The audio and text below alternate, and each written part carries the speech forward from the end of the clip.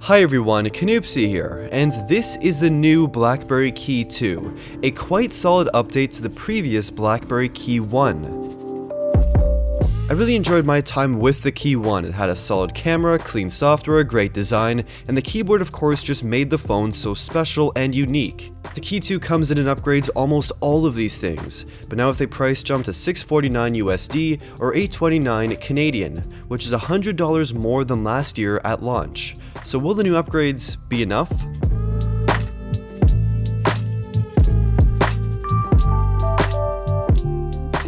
So design-wise, the phone has been more squared off, while still being comfortable and keeping the metal frame. The phone is also quite light compared to the KEY1, and it still has the same 4.5-inch 1620 by 1080 resolution LCD display.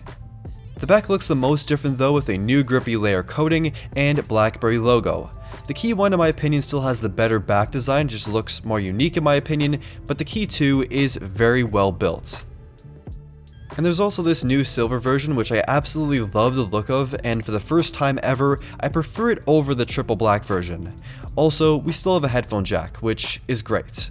The keyboard has been changed from glossy to matte plastic with a larger key height, and it feels just as good as before.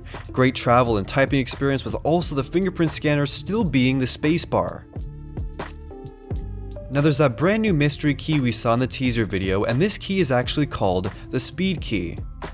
So the keyboard here, just like the KEY1, lets you press any of the buttons on the keyboard to actually open up an application as a shortcut, but as long as you're on the home screen. The speed key basically changes all of this. When you press it alongside one of the other keys on the keyboard, they have a shortcut map to, lets you quickly open up another application without leaving your current application. It's very convenient, very quick, it's great. Inside the phone we have the mid-range Snapdragon 660 processor, 6 gigs of RAM up from 3 or 4 gigs in the KEY1, and 64 or 128 gigabytes of internal storage, plus microSD card support. I spent a limited time using the phone and it feels fairly quick, but of course I'll have to see how it actually holds up in my full review, as well as battery life. There's a 3500 mAh battery as well as Quick Charge 3, and just like last year with the KEY1, you can probably expect some pretty solid battery life. I used to be able to get about a day and a half or 2 days on most days, which was great. Software here is Android 8.1 with all the standard BlackBerry applications and user interface, as well as the very pure, clean design, but now features some actually very useful security features. The BlackBerry Detect security app has been updated with the ability to see all permissions of all apps that are granted, so you can turn off a few permissions or all permissions for an app for privacy purposes. It's kind of similar to what's on Android right now, but it's not by category, it's by specific application.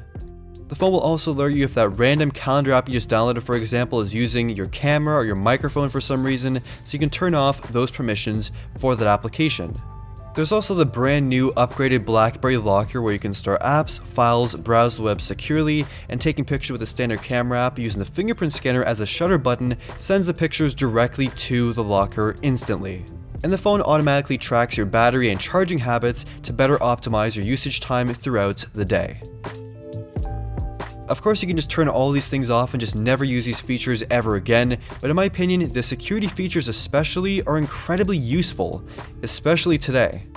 There's also the brand new dual camera setup. We have dual 12 megapixel cameras, with the main camera having an f1.8 aperture and the second camera having an f2.4 aperture.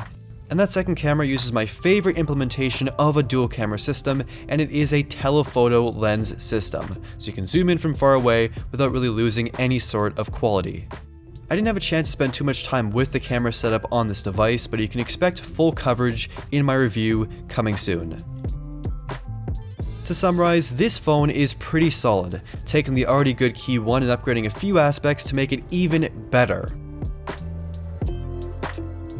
So I'm impressed with my brief usage, but with many flagship options available at this price point or for cheaper, like the OnePlus 6 for example, this is an expensive device. If you just need that keyboard, BlackBerry experience, and a high level of privacy, this is a good choice. But we'll have to wait and see how this device actually holds up as a daily device.